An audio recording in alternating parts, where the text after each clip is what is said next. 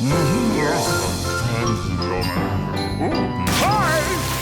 Hello, and welcome to the Daily Almanac for February 3rd. So, let's get started. This day in history! On this day in history, February 3rd, 1690, the pockets of Americans began to get a lot lighter. And do you know why? Well, it's because the government of Massachusetts, which was still a colony back then, started giving out paper money in place of coins. Metals such as gold, silver, and copper that had been used as money were getting hard to find. But there were still plenty of trees, which paper is made from. So it sure made sense to change. Of course, today we use a lot of paper money, and we still use coins as well. But as prices increase and things get more expensive, paper money becomes much more necessary.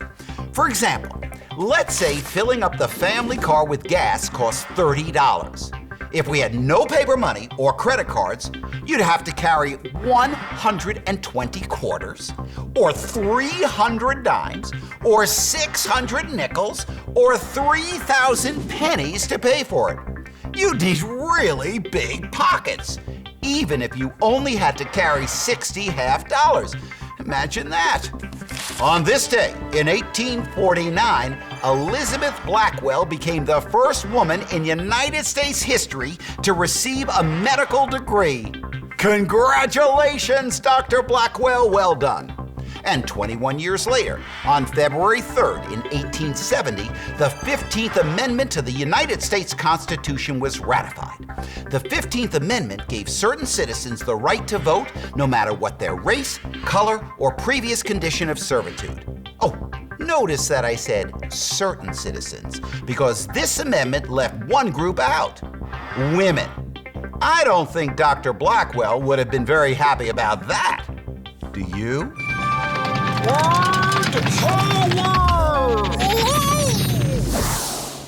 Today on Word Power, we're going to talk about the word circus. Oh, we all know that a circus is a show with clowns, acrobats, and trained animals, right? If you've ever been to the circus, you probably went into a huge tent and watched the show taking place in the center. A three-ring circus is a circus with lots of different acts happening at the same time in three different circular areas. Interestingly, the word circus comes from the Latin word for circle. Ooh, extremes.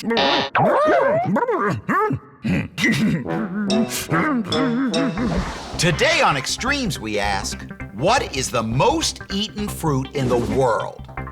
The answer is the banana.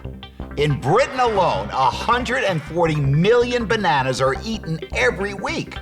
I suppose that's a good thing, because bananas are a great source of important vitamins and minerals.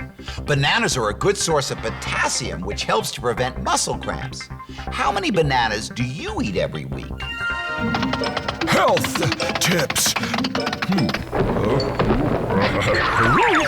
Another word for your belly button is your navel. Many people have a navel that's an innie. An innie is a navel that goes in a bit, like a tiny pocket. If you have an innie, dirt tends to collect inside, so be sure to clean it out. The opposite of an innie is an outie. Outies need to be washed as well. No matter what kind of belly button you have, it should be kept as clean as every other part of your body.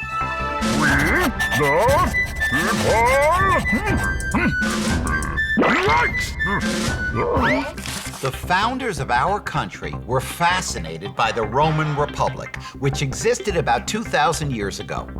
What the founders found especially interesting was that the citizens of Rome ruled themselves.